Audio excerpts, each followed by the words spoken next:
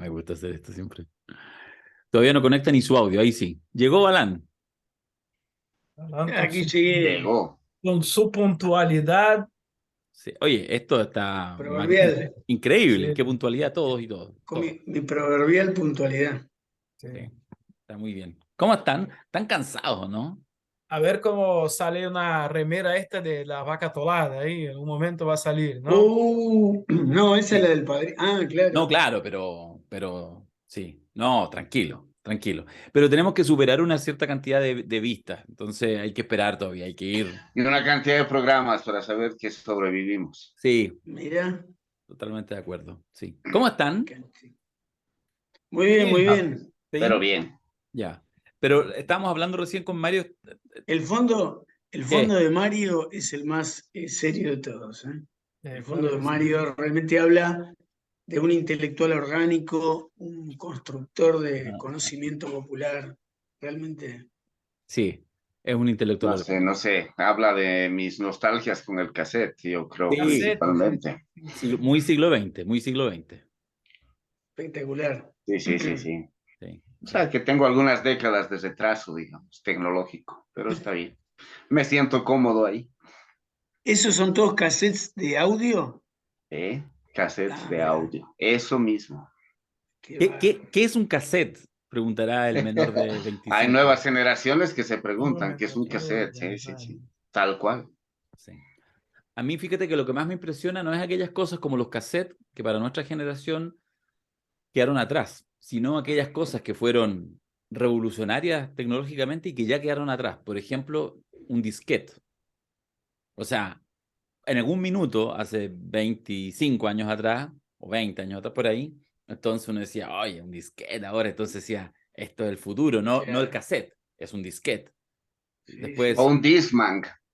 claro, después un pendrive, El después, que tenía en el barrio un Discman era, wow, era la joya que tenía un acceso a la música que otros no podíamos tener. Y claro, hoy generaciones que ni saben qué es eso. claro, claro. Sí, además que, Tal además que tiene cual. mucho que ver con el almacenamiento, o sea, con la inmaterialidad. Cada vez más, digamos, por ejemplo, el conocimiento está en una nube, está en Sí, internet, está en tus Una archivos. nube que es muy material, ojo, que es muy material y que Bueno, se genera un sistema de producción profundamente material. claro, pero que se nos aparece, y ahí las construcciones también simbólicas, culturales, de todo tipo, de gran inmaterialidad. Por eso digo que ahí hay una cosa, una paradoja, de alguna manera. Sí, eso que algunos llaman la desmaterialización del trabajo. Sí, sí, en fin. tenés que explicar eso de la materialidad esa, Mario. No, en serio, no sé de qué estás hablando. O No, sea, no sé finalmente si. eso que decimos una nube, no es que está en una nube en el aire etérea que no sé qué, está almacenada en computadoras de gran almacenamiento y que para su producción y sus sistemas de control exigen un nivel de producción que amplifica las formas del extractivismo y la necesidad de unos ciertos minerales, tierras raras, tierras de transición, minerales de transición, como se denominan ahora, en los sistemas productivos y que tiene influencia directa en las formas luego del trabajo, de la explotación, del saqueo histórico de nuestras riquezas, etcétera, etcétera. Es decir, eso que decimos está en la nube, en un lugar inmaterial, tiene una materialidad física donde está almacenado, pero también tiene una materialidad en los sistemas de producción y de explotación. Mm. Muy bien. Ya Tenía que es un haber tema para el próximo podcast.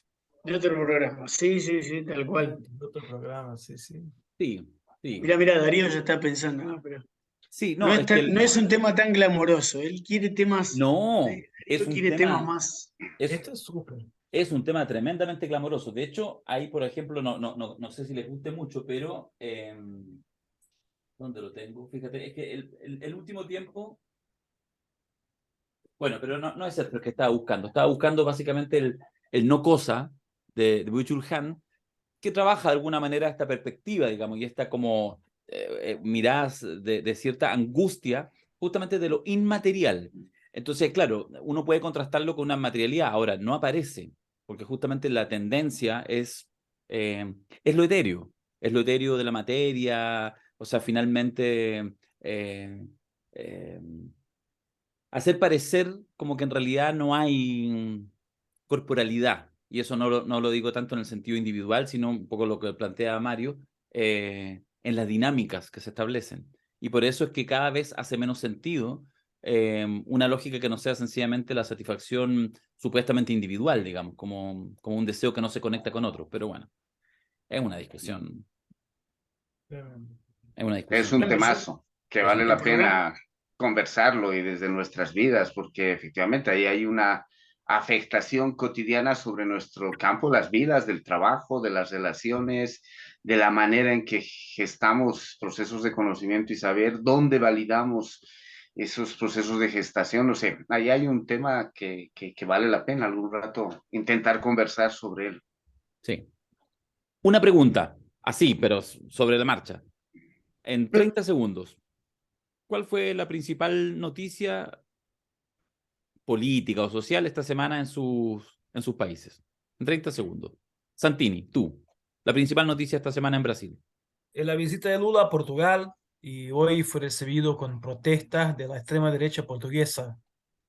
Bueno, Chico Buarque ganó el premio Camões, que es el principal premio de la literatura de la lengua portuguesa, que Ya. había ganado, en realidad había ganado en 2019, pero Bolsonaro no lo entregó. No quiso pasar el premio a Chico Buarque porque es un premio que da los gobiernos de Brasil y Portugal. Pero ayer Lula le entregó a Chico Buarque en Portugal este premio. Hoy fue el día 25 de abril, ¿no? El día de la Revolución De los Portuguesa, claveles. de los claveles. Pero hoy Lula fue recibido con una protesta de extrema derecha, que estaba a un lado la extrema derecha, de otro lado la marcha de los claveles, que es una marcha histórica que están todas las fuerzas democráticas, progresistas de Portugal, todos los años celebran. Año que viene cumple 50 años de revolución de Portugal. Bueno, Lula viajando, tú mencionas el último periplo, el de Portugal, pero es un periplo más largo, tiene mucho de BRICS, tiene mucho Sí, sí, de... sí, no, viene de China, sí, hubo el viaje a China y ahora este de Portugal, o sea, Lula viene tomando ahí un rol de liderazgo global, ¿no? Que Y a tiene la que ver. gente y al ciudadano de pie en el Brasil, ¿le importa, le gusta, no le gusta? Sí, parece que sí le gusta, que es el otro tema, o sea, el tema doméstico, ese es el tema global del país. El tema doméstico fue que el jefe del Gabinete de Seguridad Institucional, pues, que es un militar, puede ser que esté involucrado en lo que es un tipo, o sea, un hombre de confianza de Lula.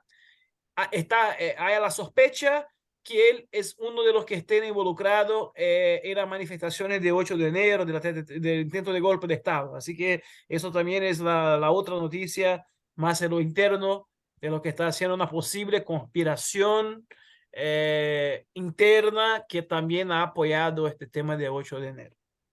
¿Cuál fue la noticia, Mario, en Bolivia de la semana? Ya, yo diría que dos. Una sigue siendo el tema económico.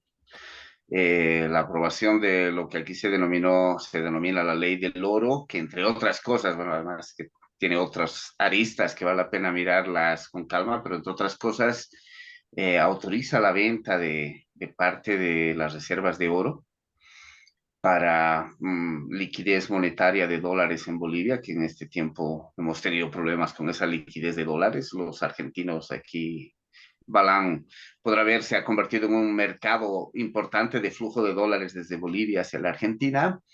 Y pues este sigue siendo uno de los temas que es básico y fundamental aquí en Bolivia. El otro que me parece así rápidamente, como en casi todos nuestros países, tenemos serios problemas con los sistemas judiciales, con los poderes judiciales, con el aparato administrador de la justicia. Y aquí en Bolivia, los principales puestos del Poder Judicial se eligen por voto popular, por decisión constitucional del 2009. Pero hace rato está cuestionado ese mecanismo, ¿no? Como el anterior y el anterior, es decir, los mecanismos de organización del Poder Judicial generan mucha desconfianza en general, y se gestó una iniciativa desde juristas independientes, pero aglutinó rápidamente a toda la oposición política al gobierno del MAS para hacer una iniciativa ciudadana y llevar a referéndum una propuesta de reforma judicial, entrar por otro lado a esta reforma judicial. Tenían que un plazo que siempre, ¿no? Estas formas de iniciativa ciudadana tienen muchas trabas burocráticas desde el poder.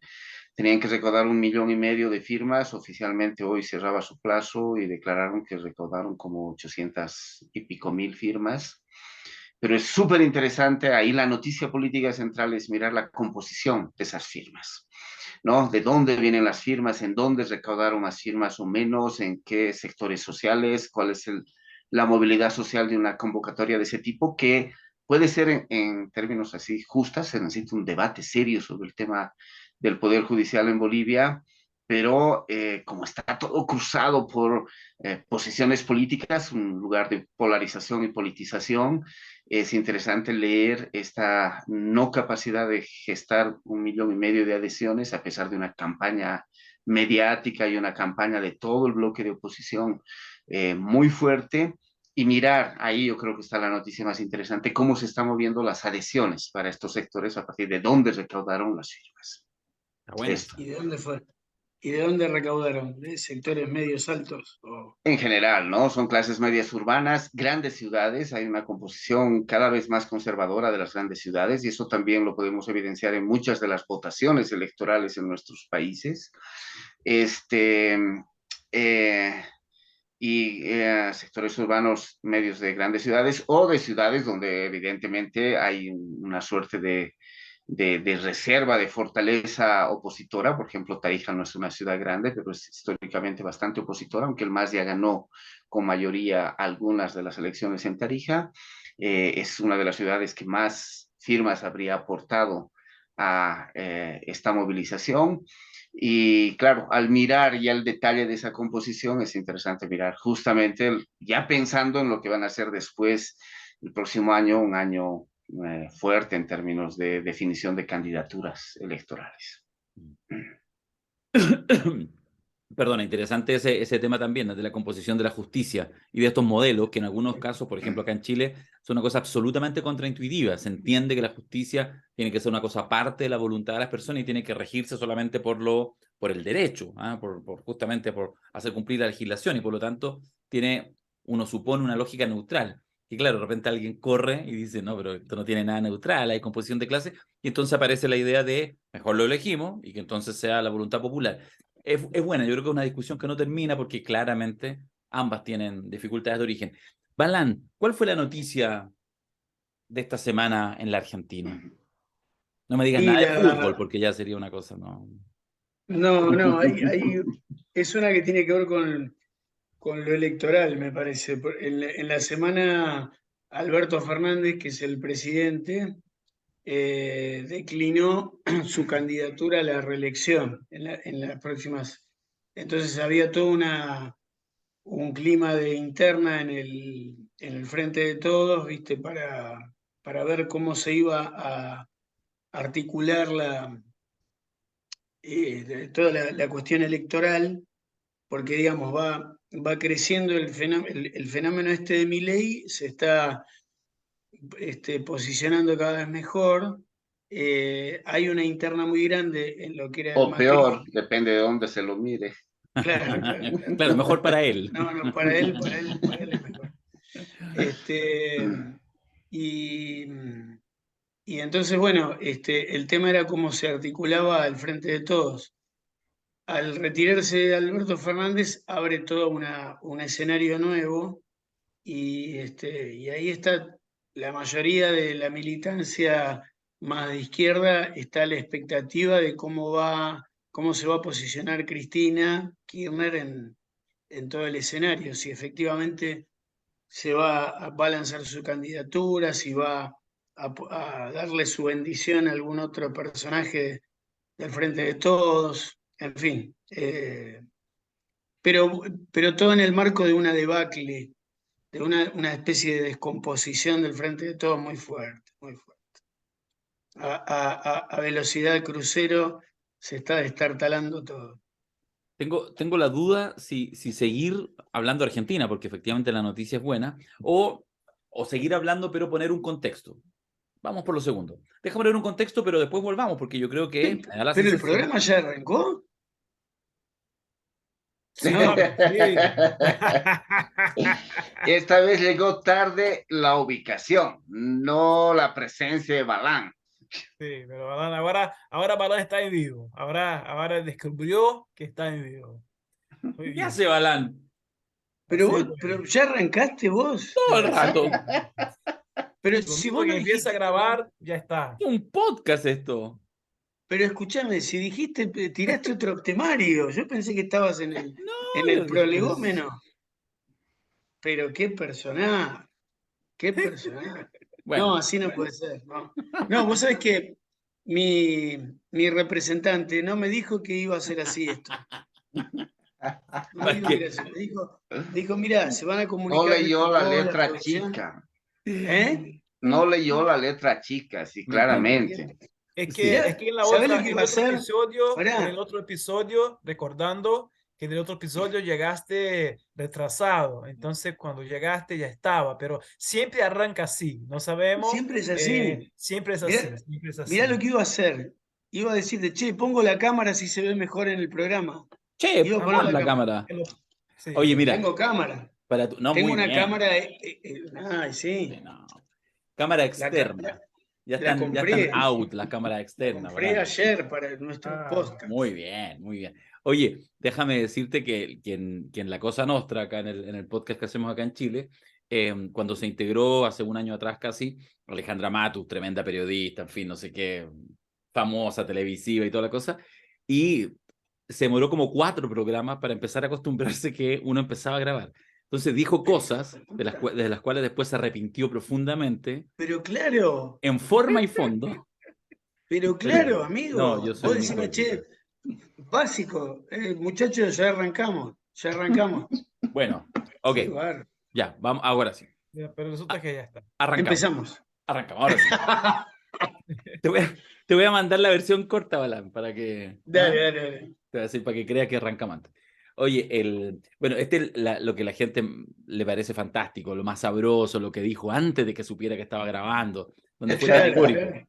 Porque ahora, Sí, ahora no. capaz que cambies tu opinión respecto al Frente de Todos. Puede ser. No, no.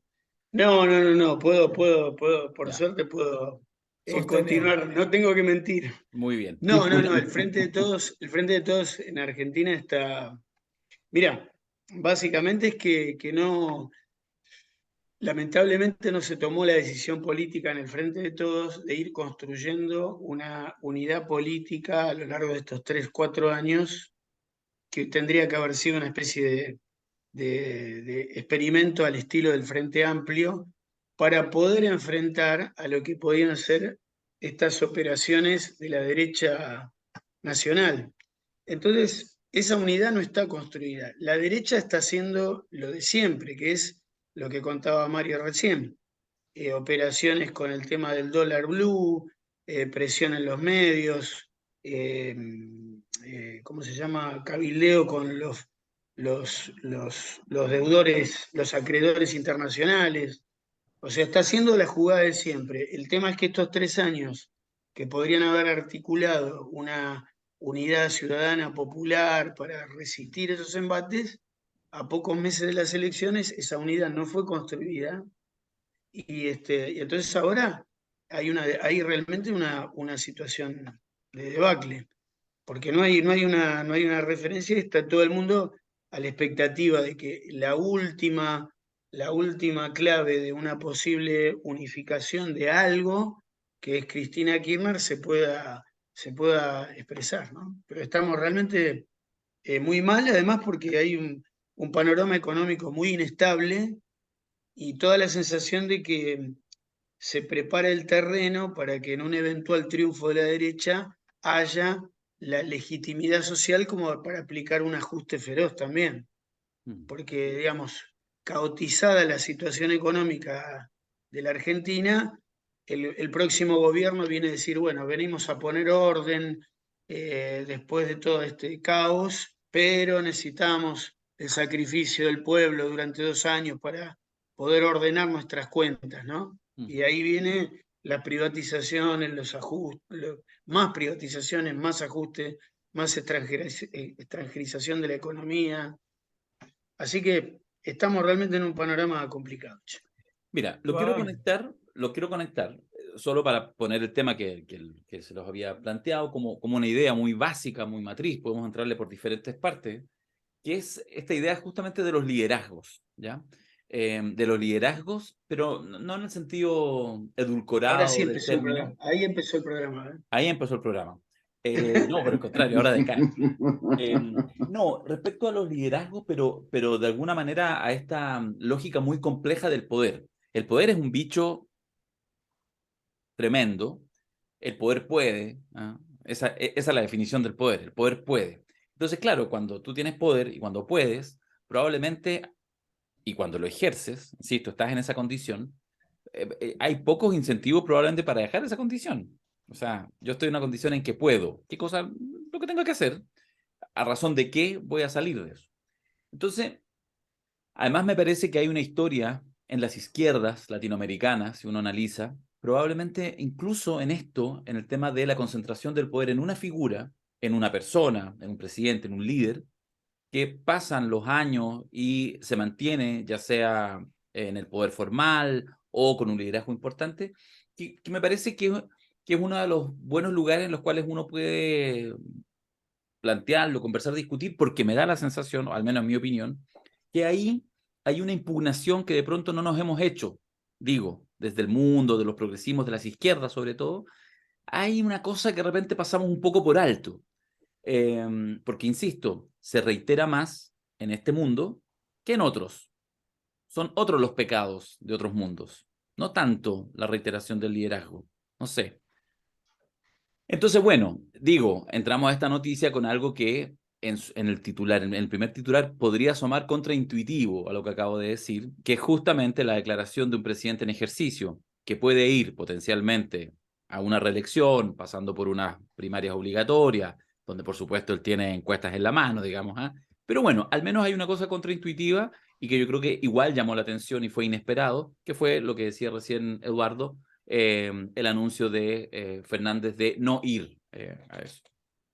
Algo también contraintuitivo fue lo que hace 4 o 5 años atrás pasó con Cristina Fernández, que a su vez también, pudiendo ser ella quizás la carta prioritaria para ir a la presidencia, decide ir a vicepresidenta, de alguna manera. Bueno, pareciera que ahí hay dos jugadas virtuosas. Probablemente, si uno descorre el velo, no hay tanta virtud, digamos, ¿no? Pero lo que les quería plantear, desde el lugar que lo vean, es lo que nos ha pasado en Bolivia cuando hemos visto, lo hemos conversado en el podcast pasado y lo hemos visto, la tensión creciente entre prácticamente los dos liderazgos principales, el presidente de la República, Lucho Arce y Evo Morales. De alguna manera también en un sentido distinto, podemos verlo en el caso del Brasil, donde después de 20 y tantos años tiene que volver Lula porque no hay otro liderazgo que pueda asegurar la elección y la continuidad o retomar un cierto proyecto. O sea, hay mucha agua bajo el puente. Y me parece que es un tema interesante para conversar aquí en La Vaca Atolada. No sé cómo lo ven ustedes, cómo quieren entrarle a la temática. Para mí, yo quisiera también ahí un poco interpelar a Eduardo Balán también, un poco con respecto a cómo se construye en la sociedad argentina, o sea, un liderazgo de extrema, de ultraderecha, o sea, esto de Milei, o sea, cómo se ve, cómo se viene construyendo eso, o sea, eh, esta, este momento de crisis de Frente de Todos, de este oficialismo, donde no hay, está ahí el Scioli, Massa, pero que siempre fueron como las segundas o terceras opciones que nunca se han viabilizado y ahora aparecen como quizá alternativas, pero ya en un momento de descenso de este proceso. Pero me gustaría un poco explorar la cuestión de cómo, porque la sociedad argentina es una sociedad muy distinta, por ejemplo, de la sociedad brasileña, en el sentido de la cultura política y todo, y cómo se comporta esta emergencia de una ultraderecha con posibilidad, con viabilidad electoral en este contexto. ¿Cuáles son las características de este liderazgo de extrema derecha en Argentina en este momento? Y si Está tiene bien. apoyo del pueblo más pobre, si tiene apoyo de las personas, ¿de dónde viene esta... Respóndenos, Eh, Balán, porque ahora a mí me parece extraño que Alexander le extrañe, pero bueno, a él le extraña sí, lo de sí, sí. Milei. No, mira, o sea, respecto del tema de los liderazgos, eh, hay una cosa que a mí digamos, me rompió un poquito los esquemas, que fue una vuelta que pude hacer un curso en Argentina de historia del movimiento obrero, dictado por un experto en la cuestión de la historia del movimiento obrero, un dirigente, Víctor de Genaro, que yo ya lo mencioné muchas veces. Y ahí descubrí que en los 10, 15 años anteriores a la aparición de Perón, había un gran movimiento de tres corrientes sindicales con concepciones diferentes, pero con una gran actividad en la Argentina, una historia de organización sindical, eh, digamos, muy debatida y en el marco de conflictos sociales muy fuertes, ¿no? Y, y entonces ahí descubrí que el famoso 17 de octubre, que en la historia oficial es la aparición de Perón como liderazgo, como líder del movimiento obrero, resulta que tras ese relato simplificador hay una trama increíble que para reconocerla hay que retroceder 10, 15 años y ver la evolución del movimiento obrero en Argentina desde 1920 en adelante, ¿no es cierto? Desde lo que se llamó la Semana Trágica, que fue la rebelión de, que hubo en Buenos Aires en los años 20 y bueno, la Patagonia Rebelde, en fin, toda esa historia, todo eso deriva en la dinámica de tres corrientes sindicales: el sindicalismo más ligado al anarquismo, el sindicalismo más ligado al Partido Comunista y al Partido Socialista, y una tercer corriente, el sindicalismo, que es un sindicalismo más autonomista y que constituyó la base de gestión del primer gobierno peronista y que tiene que ver con la Constitución del 49. Pero básicamente ese curso me reveló que detrás de un liderazgo que parecía una cuestión mágica y encantadora de las masas, había una trama de intereses sociales, económicos y disputas que se articularon, no muy evidentemente, pero para el que... Entonces, esa es una primera cuestión sobre los liderazgos, que digo que no son fenómenos que tengan que ver con exclusivamente con las capacidades personales, sino con tramas de intereses políticos, sociales y populares que coagulan en determinada expresión, ¿no?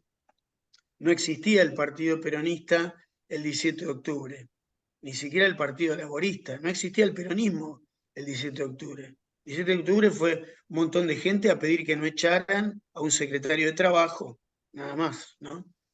Eh, entonces, bueno, ahí tenemos una cuestión. Con esto, que es la primera reflexión sobre los liderazgos, que no hay que...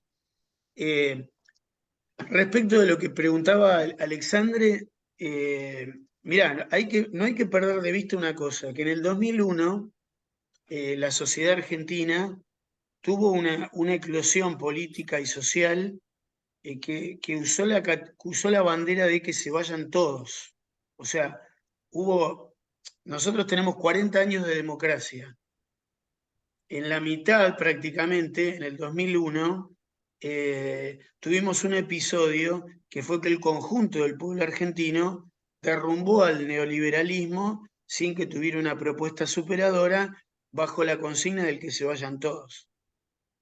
Se recompuso la gobernabilidad, pero los grandes temas de la Argentina no se resolvieron, el tema de la igualdad, todo. Entonces, lo que hoy tenemos es que la vieja crisis está ahí y la articulación de las fuerzas instituidas del campo popular no lograron generar un encuadre institucional para realizar los deseos o los problemas de la sociedad argentina. Entonces, y además revelaron una enorme mezquindad política estos 4 años. Entonces, digamos, que aparezca un liderazgo, digamos, de tipo esquizofrénico, esquizoide, como el de Milei en su discurso, pero completamente articulado con sectores de poder en la Argentina, es una cuestión de manual, porque el descontento del pueblo argentino tiene 20 años de historia en el sentido de que no se resuelven las claves fundamentales de nuestro destino como país, ¿no es cierto? Entonces, bueno, era una cuestión de manual que en algún momento podía parecer algo así. Mirá, termino con esto respecto del caso argentino, ¿no?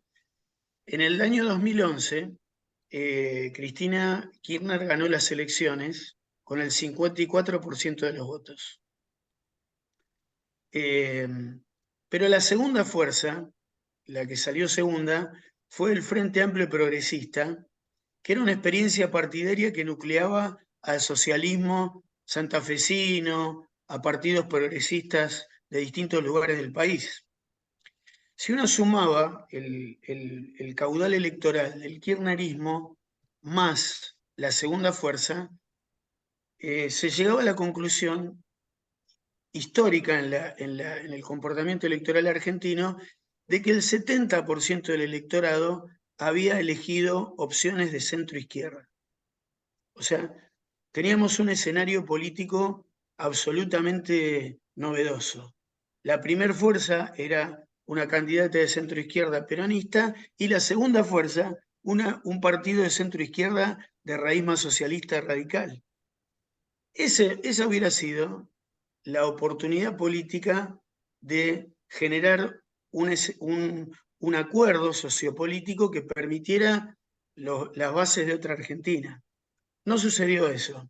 El kirchnerismo combatió al socialismo radical, se partió en 3, 4 pedazos, se partieron un montón de organizaciones y 4 años después Macri ganaba las elecciones.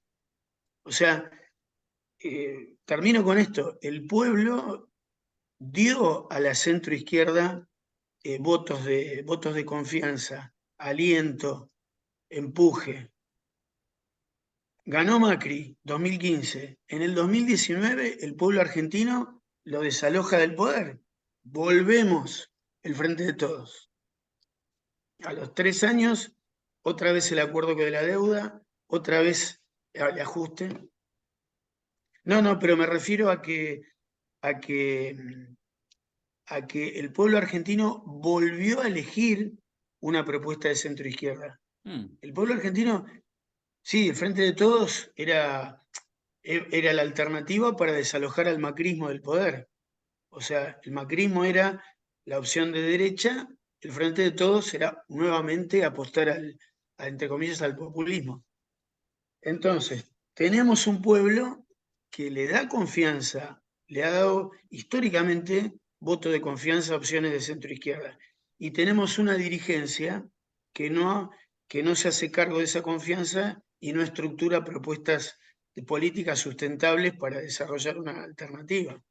Entonces, bueno, vuelvo a decir, era cuestión de manual que en algún momento toda esa frustración caiga en un personaje cualquiera, en un personaje que estéticamente sea parte de la oferta de los profesionales de la política y dibuje un horizonte distinto.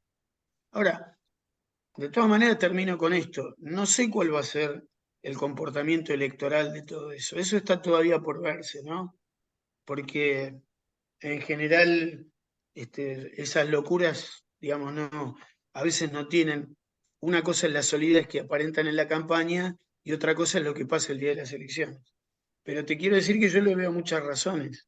Ojalá tuviéramos un Milei por izquierda que discutiera la burocratización de los profesionales de la política, ¿no? Ojalá tuviéramos una alternativa popular distinta.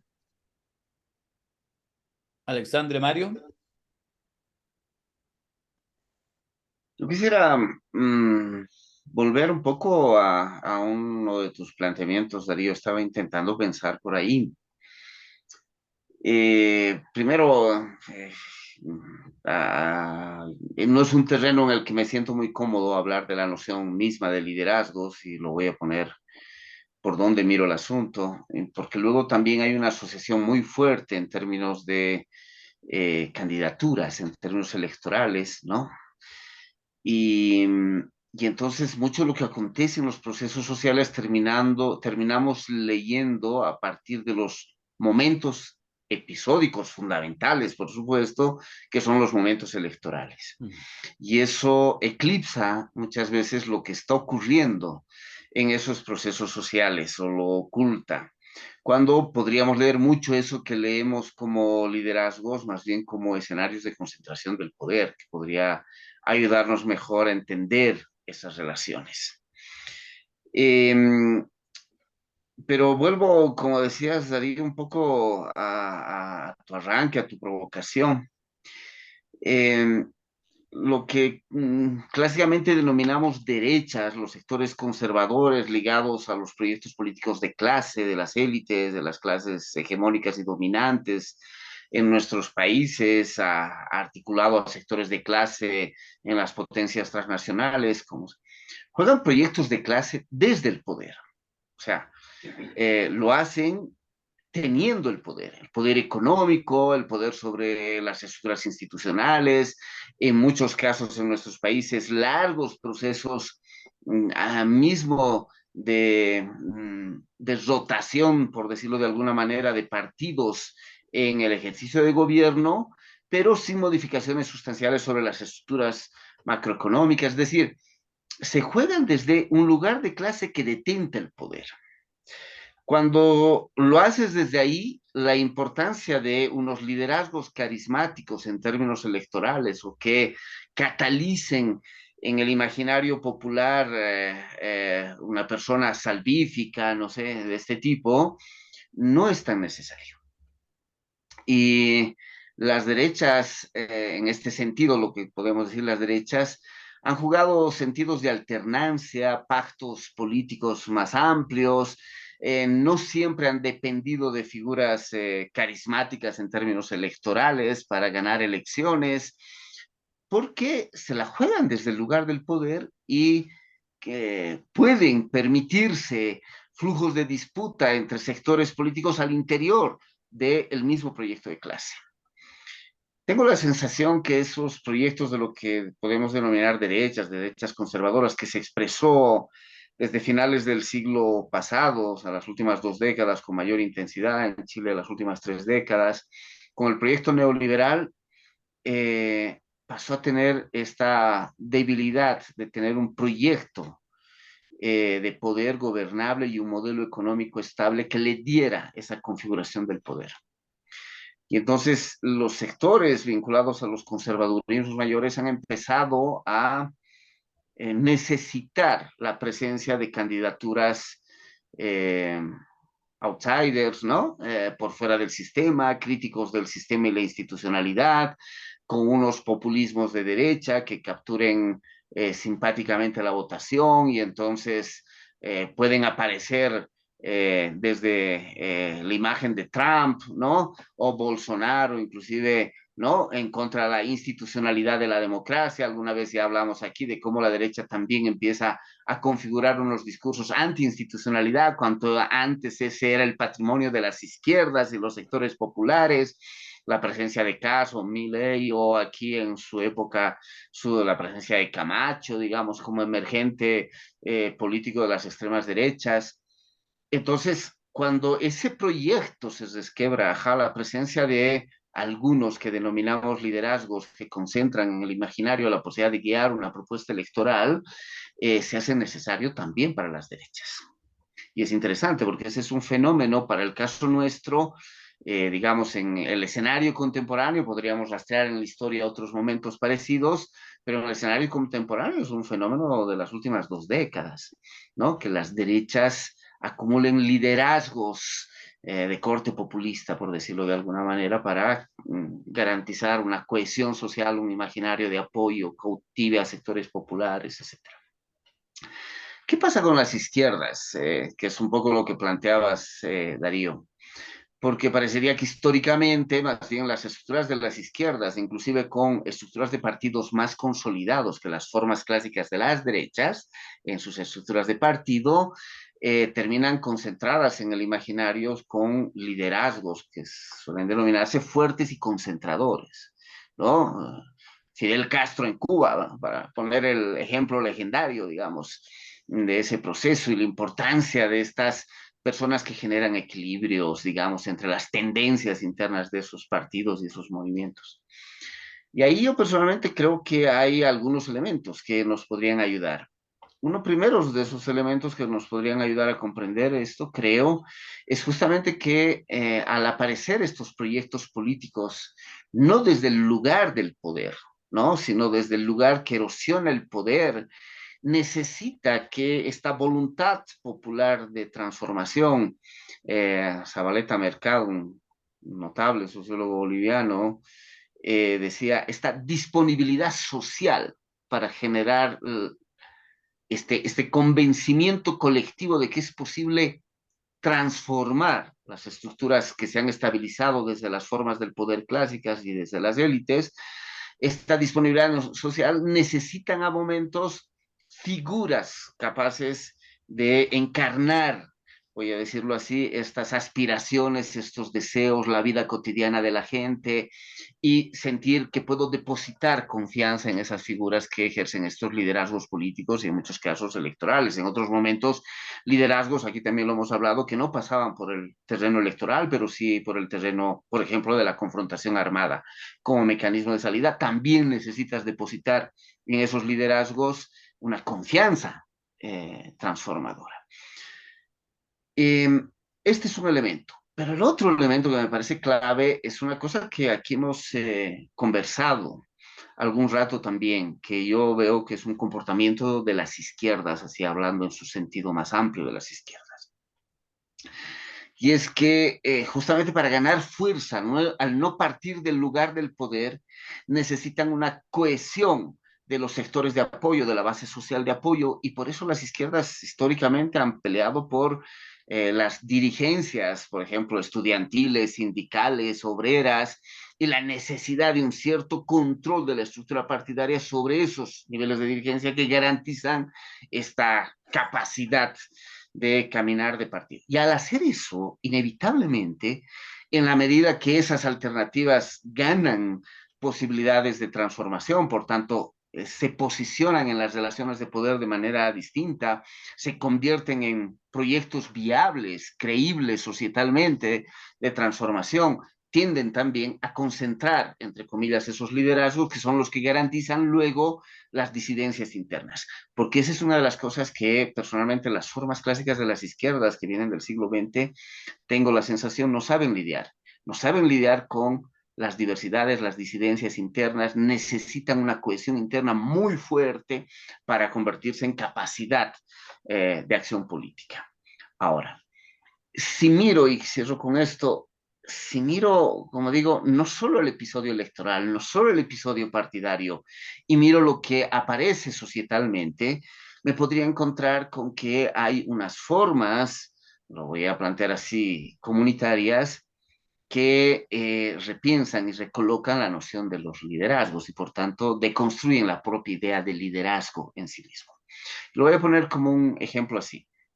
En las comunidades indígenas, por ejemplo, cuando se hace música, aquí en Bolivia, por decir una sicuriada, eso que son las zampoñas, las panflautas, qué sé yo, se toca aquí se dicen tropas de músicos, al menos 12 músicos, puede haber tropas de 24 y se toca en pares que se van contestando. Necesita un diálogo, uno no puede tocar solito, tiene que tocar con otra persona y eso genera el diálogo musical.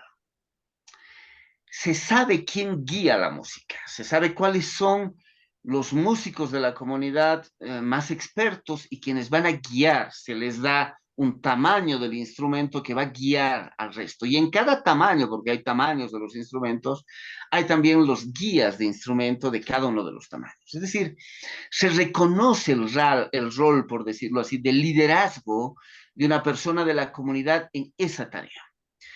Pero se han gestado mecanismos que permiten que ese liderazgo no permita concentración de múltiples dimensiones de la vida y por tanto concentración del poder. Y entonces yo puedo tener un liderazgo, ser el dirigente de la comunidad, pero no voy a tener el liderazgo, por decirlo así, en todas las dimensiones de la vida. Este mecanismo regulatorio histórico en las comunidades que evita las concentraciones del poder en figuras de una persona, me parece un mecanismo fundamental. Y aquí en Bolivia hace parte, voy a decirlo, de esa construcción societal. En la primera fase del gobierno del movimiento al socialismo, en la primera elección de Evo Morales, con toda la figura y todo lo que encarnaba en términos societales y esta suerte de identificación de la gente con Evo Morales, no teníamos un ambiente de sobrevaloración del liderazgo de Evo Morales. Es decir, yo recuerdo en la primera posesión del Evo, y lo digo así hasta a veces anecdóticamente, quienes llegaban con poleras con la imagen de Evo Morales, con banderas con la imagen de Evo Morales, era gente que llegaba de la Argentina a la posesión de Evo Morales, o chilenos. Pero la gente de Bolivia, las comunidades, estaban con su ropa tradicional de la comunidad, bailando, haciendo comida, haciendo la música de la comunidad, ¿no? Entonces, la figura concentradora del poder no era fundamental. En la medida que el MAS se consolida como proyecto de gestión del poder, entonces las adhesiones de las bases del MAS a sus liderazgos o sus figuras, entre comillas, que guían esa posibilidad y esas disputas que hoy tenemos entre Luis Arce y Evo Morales, etcétera, ya no solo expresan una forma de otra vez esta consolidación de los liderazgos, sino son formas que concentran las estructuras de poder y garantizan, voy a decirlo así, redistribución del beneficio del poder. Para empezar, el empleo. Y entonces se constituye otra relación con esos liderazgos que lo que fue esa primera fase del triunfo del movimiento al socialismo. Y entonces el liderazgo a veces puede esconder en el discurso y en el debate el tema más profundo, que tiene que ver cómo se gestiona el poder, ¿no? Y no basta con llegar a gestionar el país con propuestas desde los progresismos o las izquierdas, sino el debate sobre cómo se gestiona luego el ejercicio de esa gestión, es decir, la gestión del propio poder. Yo quisiera solo agregar que es una parte del comienzo de lo que decía Mario, que es la característica que tiene hoy las derechas, por así decir, ese populismo de derecha, por así decir, de presentar una característica más novedosa. O sea, la izquierda más bien hoy no es más conservadora en el sentido de sus estructuras, son estructuras más tradicionales, ¿no? Entonces es una izquierda más conservadora y es una derecha más novedosa, porque tiene la capacidad de manejar mejor, o sea, las comunicaciones en redes sociales, tiene una capacidad de producir una metanarrativa de su propia de su propia construcción, y eso es un fenómeno, o sea, es el fenómeno global de la extrema derecha, o sea, eso está en el Vox de España, eso está en el Chega en Portugal, esto está en las elecciones que se están sucediendo en América Latina, está todo el fenómeno desde Camacho, el fenómeno de Chile, ahora, por ejemplo, López Aliaga, que fue como que el candidato de extrema derecha de Perú, es ahora el alcalde de Lima. Esta semana hemos recibido, creo que algunos de nosotros hemos recibido también, que por ejemplo López Aliaga está acabando, derrumbando todo lo que es el departamento, la Dirección de Cultura Comunitaria, la Ordenanza de Cultura Biocomunitaria de Lima, qué sé yo, todo eso está pasando ahora en este momento. Pero López Aliaga era como que el Bolsonaro peruano en el proceso de la elección, se nombraba así, o sea, pero estos nuevos actores de la escena político-electoral de América Latina, de las ciudades, los países del continente, vienen con un aspecto, vienen con una forma novedosa con relación a los instrumentos de hacer política, de manejo de comunicación y de todo eso. O sea, entonces tenemos ahí una izquierda que más bien, o sea, estamos hablando de personajes como Lula, como Cristina, como, o sea, personajes que están ahí hace 2 décadas en el escenario, ¿no? Y a su momento, personajes que han surgido en los últimos años viene ganando este protagonismo y tiene como que una manera de ser una acción más dinámica en el escenario político porque justamente no están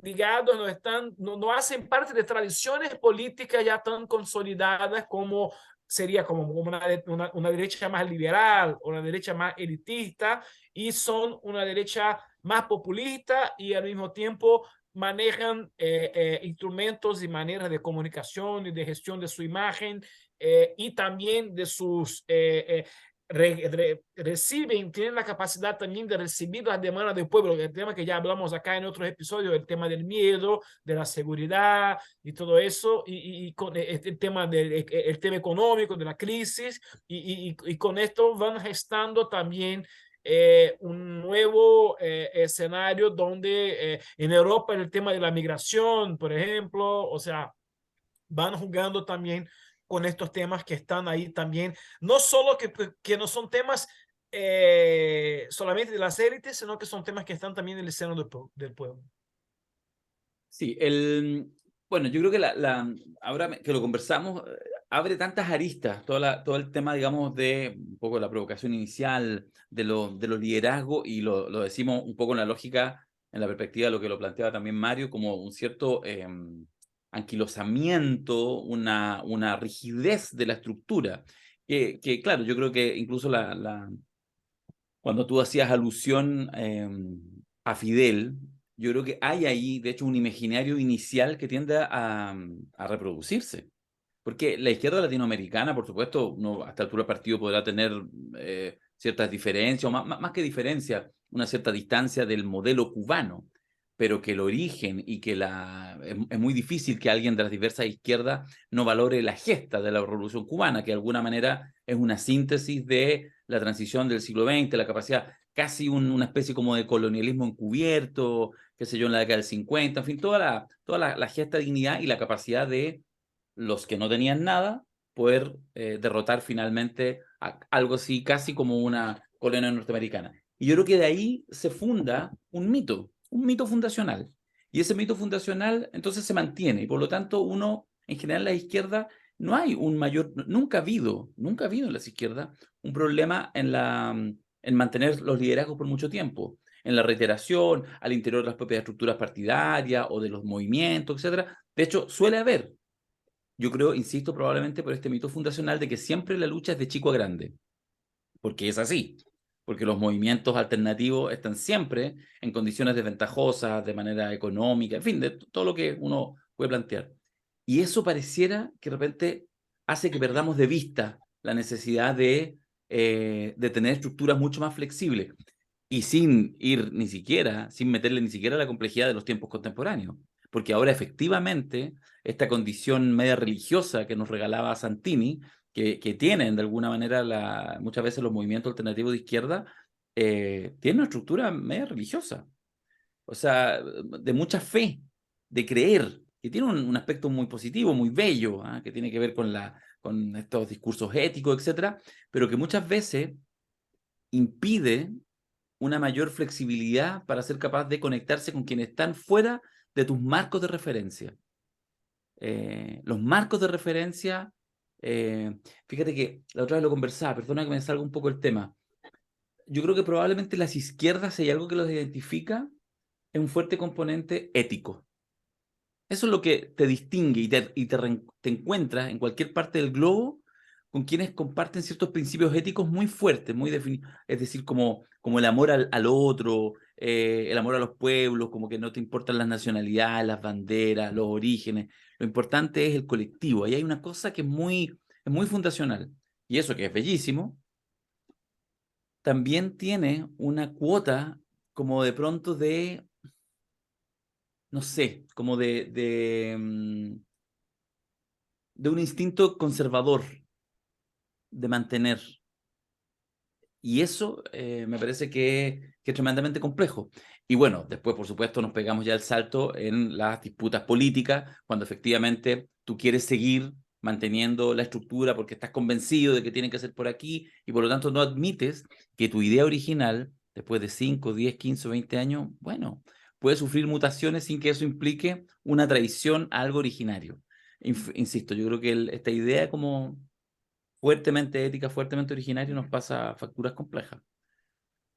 Pero, a ver, comparto mucho de lo que has dicho, Darío, pero hay una cosa que me parece clave.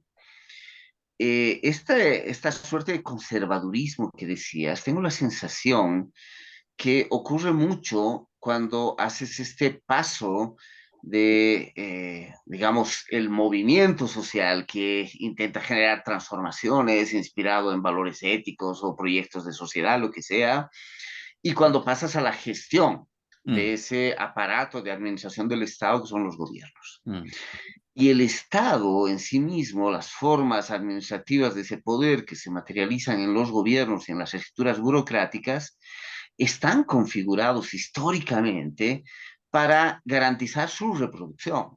Es decir, inevitablemente la posibilidad de garantizar un buen ejercicio, voy a decirlo, de la gestión de gobierno pasa desde el lugar del poder a entenderse por garantizar que nosotros sigamos en los gobiernos. Y entonces aparece ahí la importancia de las figuras de su líder. Por eso muchos de esos que llamamos liderazgos emergen a partir del ejercicio de gobierno. Por ejemplo, en Bolivia, las disputas hoy al interior del movimiento de socialismo, podemos poner más actores porque hay más actores, pero que aparecen en las figuras de Evo Morales y Luis Arce no podría disputarle este imaginario de quién es quien cataliza el voto y aparece entre comillas con historia, si no estuviera como presidente.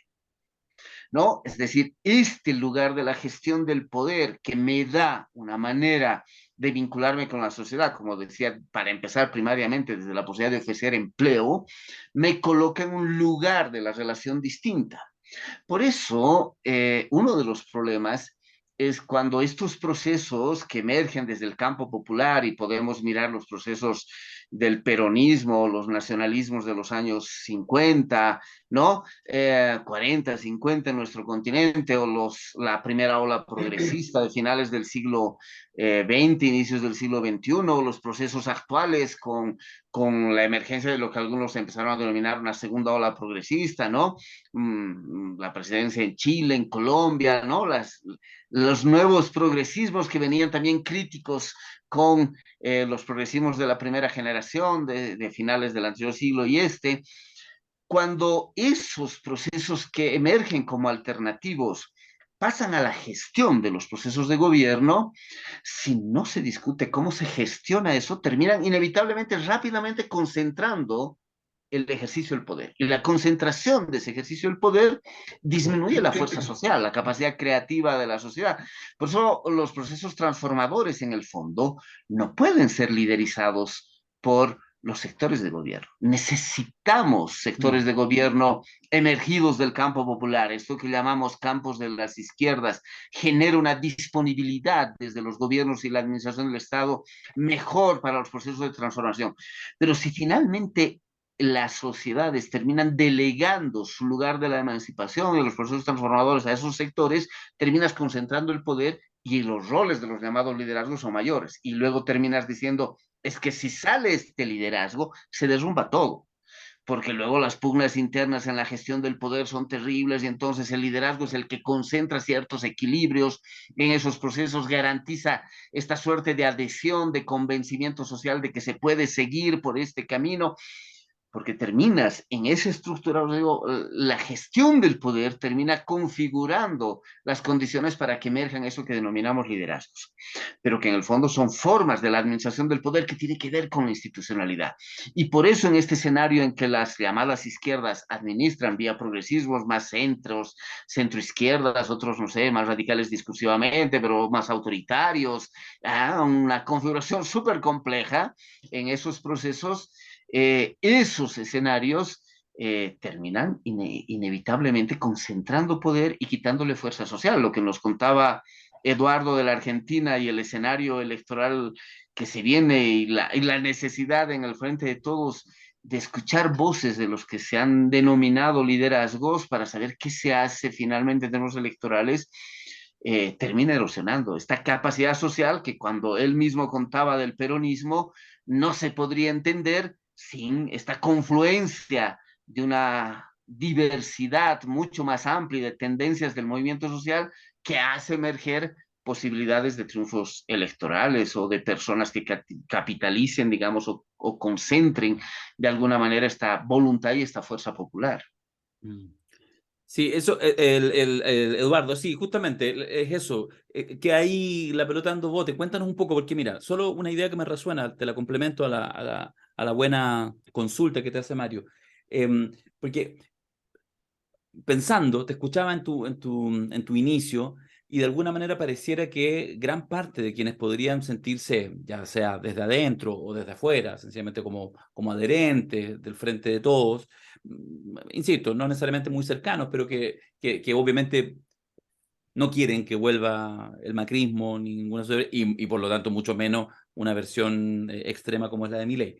En ese mundo, sin necesariamente ser muy militante, pareciera que hay como una mirada muy asimétrica donde están muy abajo esperando lo que se resuelve por aquí arriba. Entonces, ya, Fernández ya se descartó, quiere hacer Cristina, o sea, como que pareciera, ¿es así o en realidad hay más vasos comunicantes y en realidad hay un juego con participación mucho más masiva en esas definiciones, por ejemplo, pensando en una siguiente candidatura?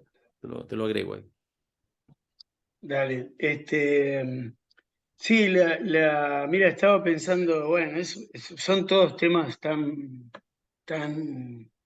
sustanciosos y tan centrales, viste, a la hora de pensar la actividad política que qué sé yo, que da para hablar un montón, pero no, digamos, acá hay un grado de movilización social y popular muy fuerte, acá en Argentina, lo que es un espectáculo un poco bizarro es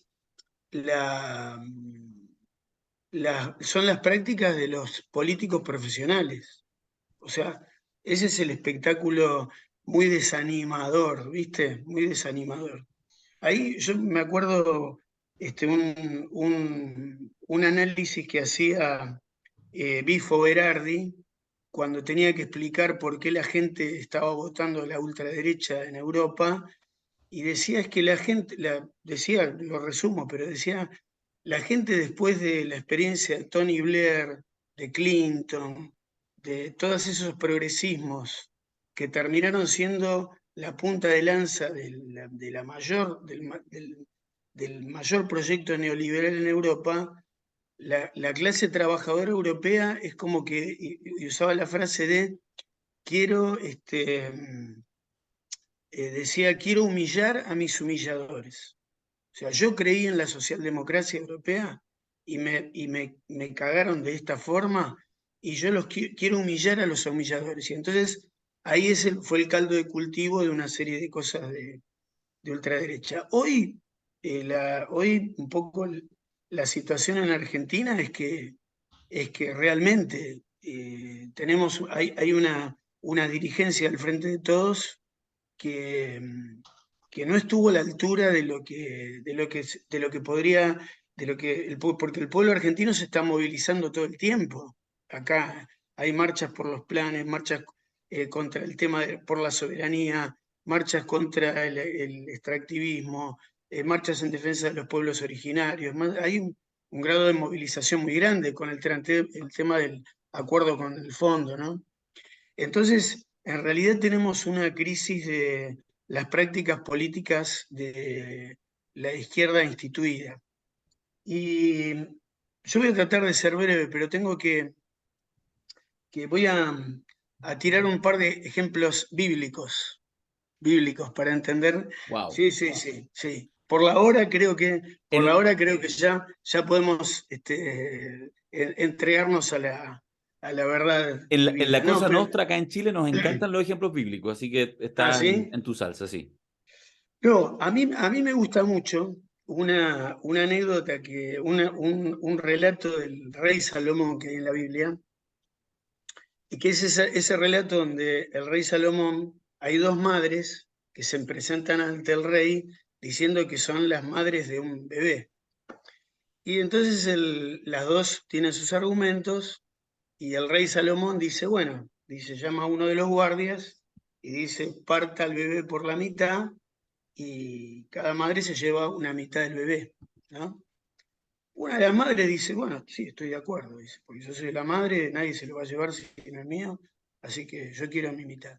Y la otra dice, no, no, que se lo lleve la otra, dice, no hay problema. Y ahí el rey Salomón, en toda su sabiduría, efectivamente ve quién es efectivamente la madre del bebé, ¿no? Y a mí me encanta ese relato, porque si tenemos que hablar de qué es la derecha y qué es la izquierda, hay mucho para reflexionar acerca de eso, ¿no? En el sentido de que la derecha es esa parte de la sociedad que no tiene miedo en partir al bebé para disputar lo que en teoría le pertenece, ¿no? Y está esa otra madre que dice, no, ese bebé tiene que seguir vivo, ese bebé tiene que seguir vivo, no importa que lo tenga ella, el bebé está vivo, ¿no? El bebé está vivo. Entonces hay muchas cosas que me gustan de esa anécdota. Primero, porque la izquierda, esa madre, está engañando al rey Salomón, si no es la madre o si es. Si no es la madre, lo está engañando. Y si es la madre, o sea, la izquierda engaña al poder, en el sentido de decirle, no, yo no soy, o si soy, no sé, no se sabe. Pero no, es una fuerza política que engaña al poder para que la vida continúe, para que la vida continúe. Es decir, eh, y además es mujer, también me gusta por eso, porque es una mujer que decide que la vida continúe y engaña al poder, ¿no? Entonces yo digo, ¿quién es la izquierda y la derecha en nuestra sociedad? La izquierda es la que cree en el pueblo. Nosotros tenemos que ser los que creemos en el pueblo y queremos que siga vivo y engañamos al poder para que el pueblo siga vivo, porque si el pueblo sigue vivo, el proyecto de la izquierda está efectivamente realizándose, aunque yo pierda mi tutoría sobre eso, ¿no? Ahora, la confusión empieza cuando la derecha agarra el cuchillo. Es decir, la confusión en la cabeza popular es cuando cuando la izquierda agarra el cuchillo, ¿no? La confusión en la cabeza popular es cuando la izquierda se convierte en una fuerza competitiva y dañina y se empieza a dañar a sí mismo. Ahí lo que eso produce en la conciencia popular es una confusión muy grande, porque la parte de la historia que tendría que apostar a la continuidad de la vida en la democracia y en la fe en el pueblo, da señales públicas de mezquindad, da señales públicas de disputa por el poder instituido, da señales públicas de querer congraciarse con el rey Salomón de cualquier manera, da señales públicas de lo que carajo sea, que no sea que el bebé continúe vivo, ¿no? Entonces, ahí voy a otra sentencia evangélica. Bíblica. Cuando Jesús reúne a los apóstoles y le dice, ustedes son la sal de la tierra. Si la sal, los apóstoles son la militancia, la militancia. Jesús le dice a sus militantes, ustedes son la sal de la tierra. Si la sal pierde su sabor, ¿con qué se la volverá a salar, no? O sea, la izquierda tenemos que ser los que confiemos en la participación popular, en todo momento, y nunca confiemos en el rey Salomón.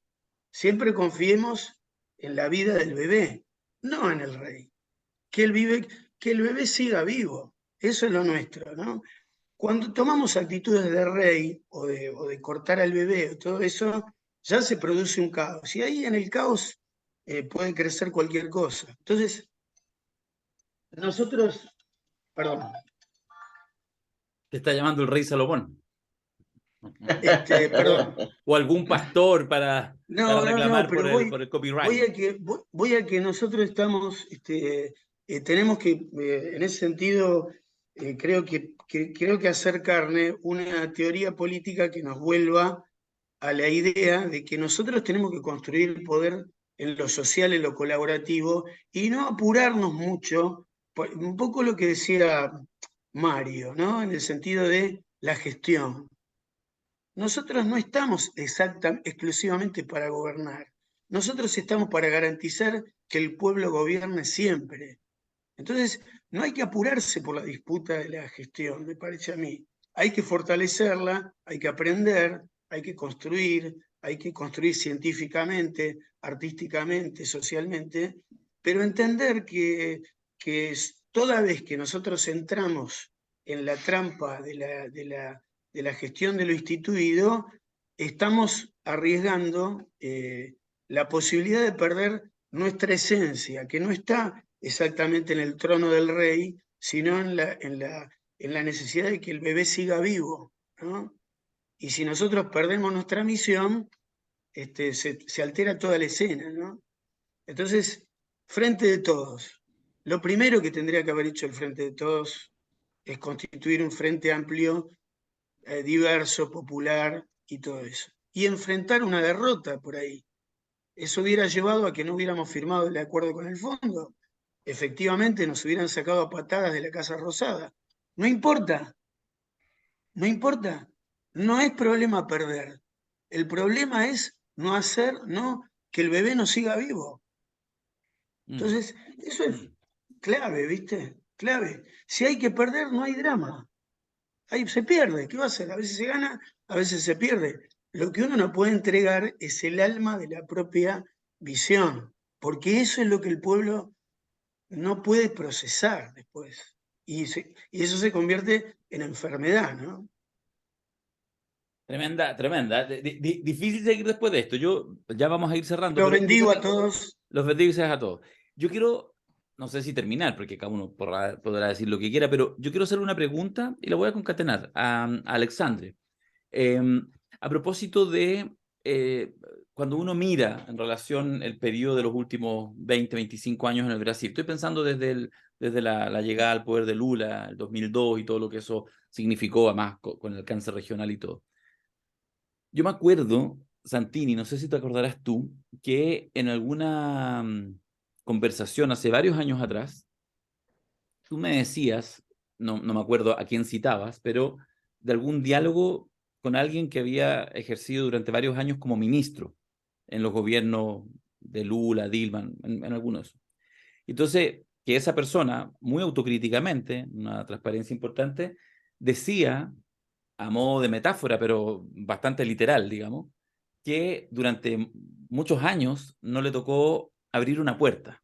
¿Ah? Me acuerdo que a mí siempre me ha quedado resonando, lo he contado en otros espacios, como ejercicio del poder. De hecho, literalmente pasa por una cosa natural, porque estás con chofer, porque llegas a todas partes, te están esperando en todas partes. Imagínate ser ministro de un gobierno de 200 millones de personas, o sea, una locura. Si ya eso en cualquier país, en un país gigante como Brasil, por supuesto, digamos, o sea, qué sé yo, va llegando un estado, te recibe todo el mundo, entonces no abres la puerta, porque te abren la puerta del auto, de la oficina donde vas a entrar, etc.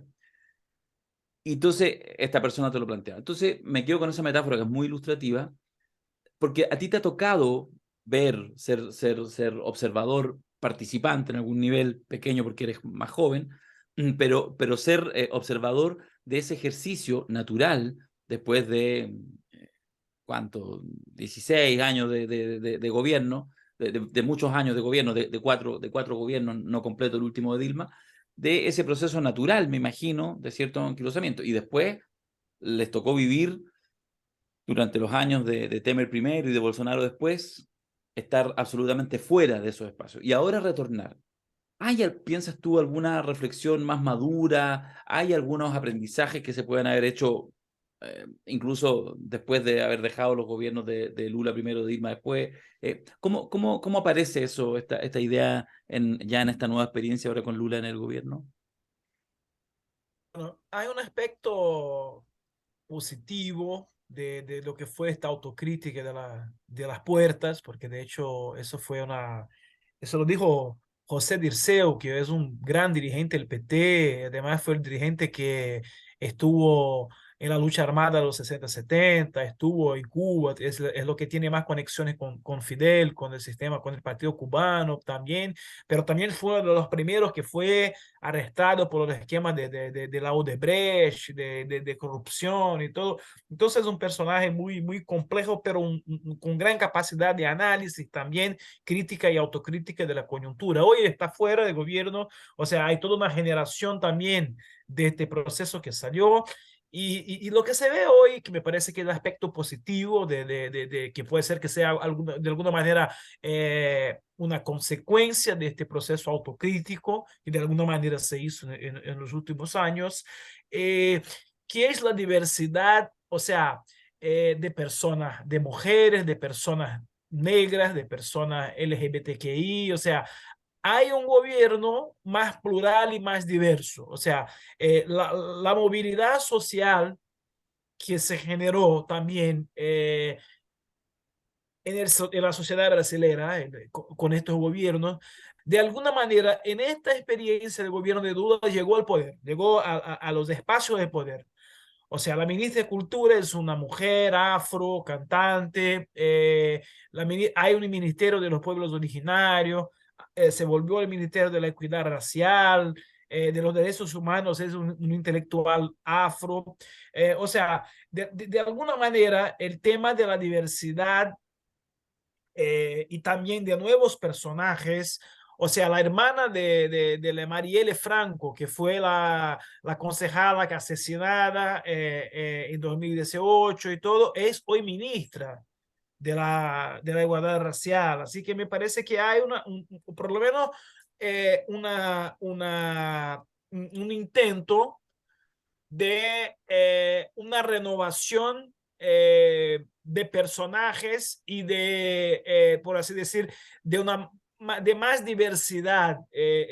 Me parece que en todos los espacios hoy hay también una demanda muy fuerte de la sociedad de la presencia de estas otras representaciones en los espacios de poder. Entonces, a mí me parece que hay ahí un ejercicio nuevo en este contexto. Lo que viene, que ya no es tan positivo, es que, o sea, para llegar al poder, no es como van posicionado la experiencia de Frente Amplio. O sea, hubo sí un frente amplio para llegar Lula al poder, pero este Frente Amplio también repite un poco también lo que fue la coalición de poder de las otras experiencias que llevaron a la decadencia de esta experiencia progresista en Brasil. O sea, está ahí el centro, está ahí la derecha, está ahí los sectores fisiológicos, están también estos sectores en este momento.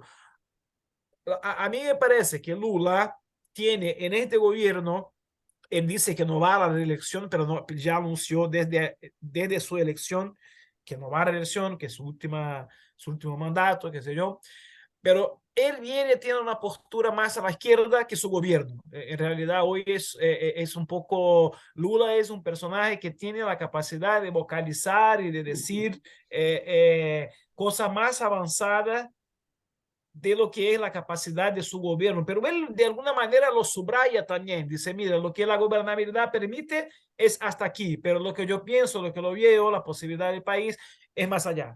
Y en este sentido, esta conformación, o sea, la forma que ha tomado su gobierno en términos de representación, de diversidad, ¿verdad? Expresa este Lula, por así decir, este Lula del futuro, ¿no? Y no el gobierno que tiene el presente, más o menos por ahí. Bueno, noticia en Yo, desarrollo, como dicen los medios. yo tres cositas rapidísimas para cerrar. Una primera cosa, después del sermón de Eduardo, que me pareció fantástico, El pastor Balán. eh, yo diría, luego la experiencia práctica, o sea, me parece fantástica esta definición, ¿no? Nos ubicamos hacia las izquierdas en el escenario político en la medida que siempre estamos defendiendo la vida de ese bebé como el elemento central de nuestra ética de la acción política. Pero luego cuando miras las prácticas de lo que emerge y viene como forma organizativa de las izquierdas, uno podría decir mucho de lo que se presenta como izquierdas tiene atravesada la derecha en su vida. Y ese es uno de los debates que hay que dar, porque también merece, no basta señalar las procedencias de las izquierdas, inclusive estas izquierdas derechas tienen hoy un escenario de movilidad que vale la pena discutir en términos de esa institucionalidad del poder. Lo segundo, fue fantástico lo que nos dijo, nos planteó Eduardo, lo vuelvo a repetir, ya más allá de la broma, del sermón o de lo que sea, así en términos de posición ética frente a la vida, pero también eso nos coloca una serie de debates que se necesita dar desde las militancias, de lo que emerge desde el campo popular o de lo que se han denominado izquierdas u otras alternativas, desde los ecologismos, los feminismos, etcétera, que tiene que ver sobre los debates sobre lo misionero, sobre lo mesiánico, sobre lo sacrificial en esas construcciones discursivas. Creo que vale la pena generar una discusión. Y lo ultimito que me parece central, que es por donde empezamos el tema de los liderazgos, aunque fue a mitad del programa, como reclamaba Balán hace un rato, y esto creo que nos coloca en un debate que a mí me parece fundamental, o no sé, si en una constatación podría animarme a decir. Es que el tema no depende de las personas juegan un rol importante, o sea, no hay que perder la importancia del aporte de cada persona, de su singularidad, de su voz, de su capacidad de gestión, sí, pero no alcanza. Es decir, suele haber mucho en el campo que viene justamente de las izquierdas, así es. Esta persona llegó al poder y nos traicionó, para seguir con los temas bíblicos, el líder de las guerrillas macabeas, ¿no? Transando luego con el poder establecido de los sacerdotes en Jerusalén, digamos, esta idea básica de cuando llegas al poder terminas traicionando y entonces aparecerá un nuevo Mesías, un nuevo liderazgo que encaminará y encarnará esta capacidad realmente transformadora en nuestra fe y nuestra creencia en ese liderazgo.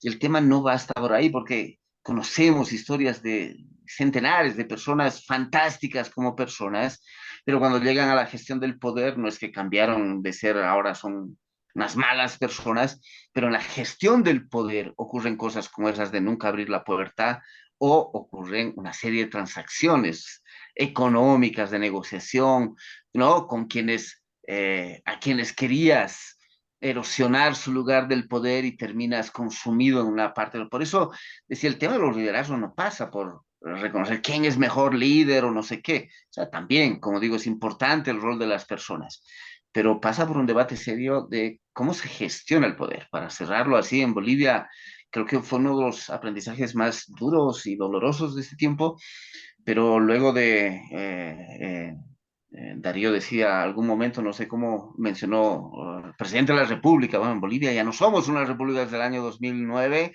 está este convencimiento colectivo de que pasábamos a ser un Estado plurinacional, fue una de los logros más importantes de esta época porque es una concepción de la estructuración del país y de su diversidad, de lo pluricivilizatorio, pero uno de los aprendizajes más duros es, desde mi perspectiva, comprender que el Estado no es plurinacional.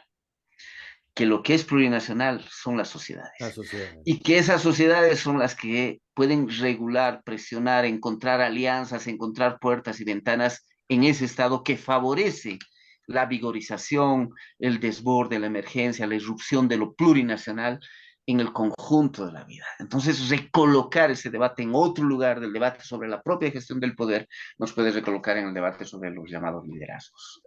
Solo 30 segundos. Nuevamente, yendo a los mitos fundacionales, otro mito fundacional clave, es muy interesante lo que dice Mario, es la idea muy antigua, ya antes que la Revolución Cubana, que tiene que ver básicamente con la Revolución Rusa, otra referencia, ¿ah?